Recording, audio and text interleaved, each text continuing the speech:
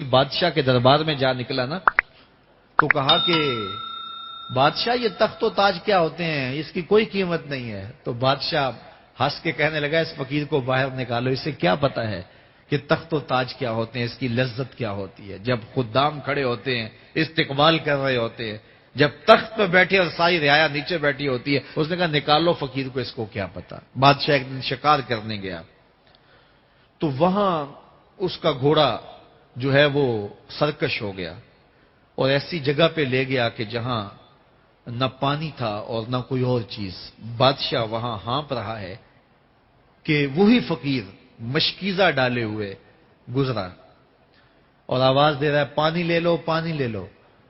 بادشاہ کی تو موت واقع ہونے والی تھی، آخری ہچکیاں تھیں تو اس نے آواز دی پانی۔ تو اس فقیر نے کہا کہ ہاں تمہارے پاس ہے کوئی قیمت پانی دینے کی؟ اس نے کہا میں بادشاہ ہوں اس ملک کا۔ اس نے کہا ہوتے ہوگے، مجھے غرض نہیں ہے، میں تو بیچتا ہوں پانی۔ اس نے کہا بابا میں بادشاہ ہوں، جو مانگو گے میں دوں گا، مجھے پانی دو، میں مر رہا ہوں۔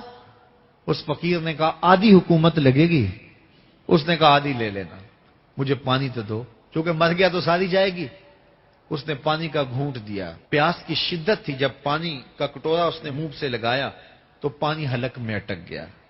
اب پھر دوبارہ مصیبت بن گئی تو اس فقیر نے کہا کہ میں حکیم بھی ہوں، اگر کہو تو تمہارا علاج کر دوں۔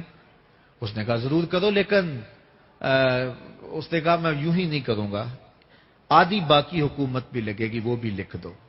اس نے چمڑے کے اوپر لکھوا لیا، ساری حکومت لکھوا لی اور اس نے اس کا علاج کیا فوری۔ جو اس کے پاس ٹوٹکا ٹونا تھا تو اس کا پانی حلق سے نیچے اتر گیا۔ بادشاہ گھوڑے پہ بیٹھا واپس آیا، وقت گزر گیا، عرصہ بیت گیا، بادشاہ پھر تخت پہ بیٹھا تھا، وہی فقیر بھیس بدل کے دوبارہ آ گیا۔ پھر اس نے نصیحت کی کہ آخرت کو یاد کرو، یہ دنیا کچھ نہیں ہے، 4 دن کی کہانی ہے۔